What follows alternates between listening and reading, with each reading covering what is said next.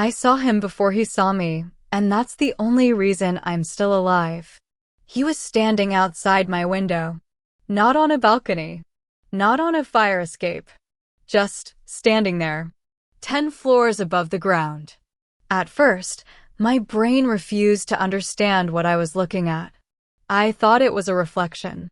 Maybe someone inside my apartment. Maybe something on the glass. But then he moved. Just a little. And the reflection didn't move with him. My heart dropped so fast it felt like I missed a step on the stairs. I froze in the middle of my living room, staring at the window like it was about to shatter. Because there was no way someone could be out there. No ledge. No platform. Nothing. Just empty air and him. I live alone. Small apartment. 1 bedroom. 10th floor. The kind of place where you feel safe just because of the height.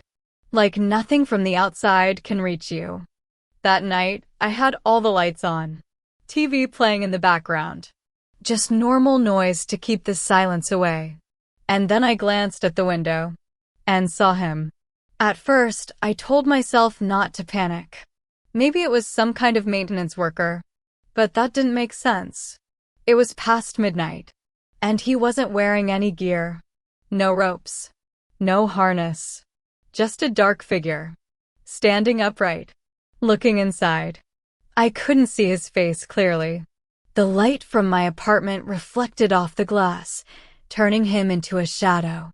But I could tell where his eyes should be. And they were fixed on me. I took a slow step back. He didn't move. I took another. Still nothing. But something felt wrong. It wasn't just that he was outside. It was the way he stood. Perfectly still. Like he wasn't holding himself up at all. Like gravity didn't matter to him. That's when I realized he wasn't touching anything. No hands on the glass. No feet on a ledge. He was just there. Floating. I shouldn't have kept looking. But I did. And that's when his head tilted. Just slightly. Like he was curious. Like he was studying me. A cold wave ran through my body. My hands started shaking. I wanted to run, to hide, to do anything but stand there. But I couldn't move. Because if I looked away, I had this terrible feeling. He would move. So I stood there, watching him. And he watched me. Seconds passed. Maybe minutes. I don't know. Time felt broken. Then, slowly, he raised his hand. And pressed it against the glass. From the outside. I stumbled back. Because now I could see it clearly. His hand wasn't normal. The fingers were too long. Too thin. Like they bent in places they shouldn't. And when his palm touched the glass, there was no sound. No tap. No thud. Just silence. Like he wasn't really there.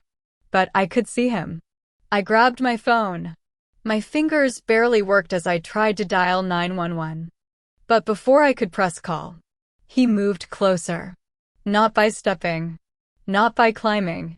He just slid forward. His face came into the light. And I wish it hadn't. Because there was no face. Just skin stretched too tight. No eyes. No mouth. Just a smooth surface where everything should have been. I dropped my phone. And that's when I heard it. A soft sound. Right behind me. Like something brushing against the wall. I turned around fast. Nothing. My apartment was empty. But something felt different.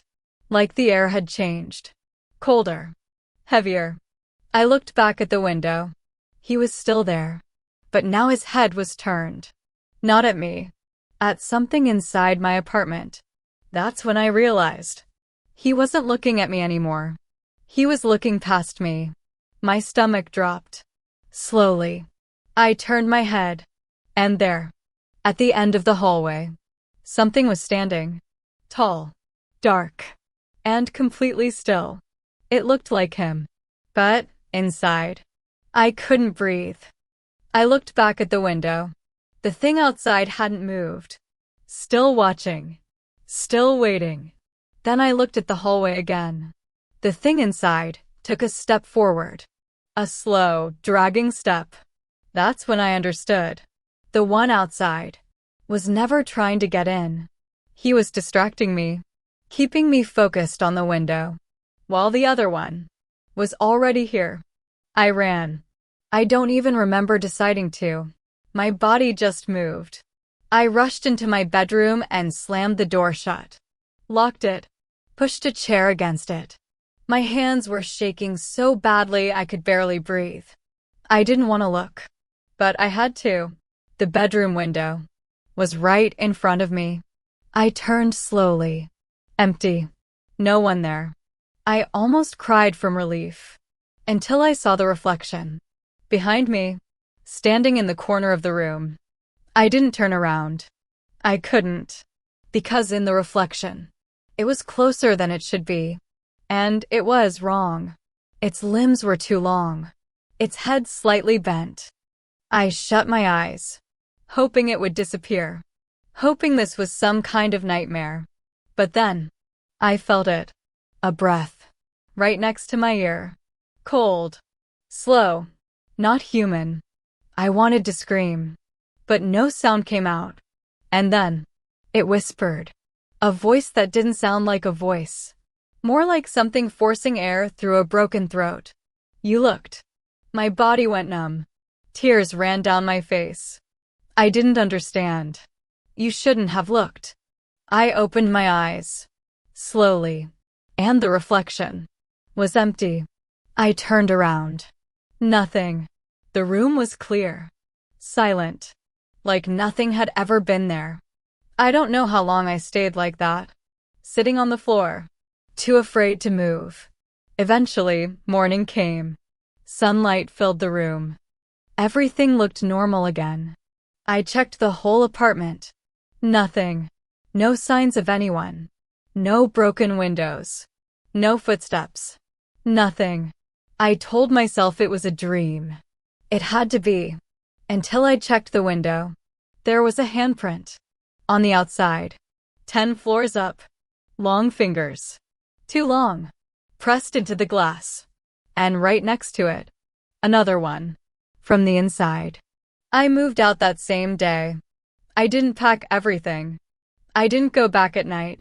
I just left. But something hasn't left me. Because sometimes, late at night, when I'm alone, I feel that same cold breath near my ear. And I hear it again. Soft. Close. Waiting. You'll look again.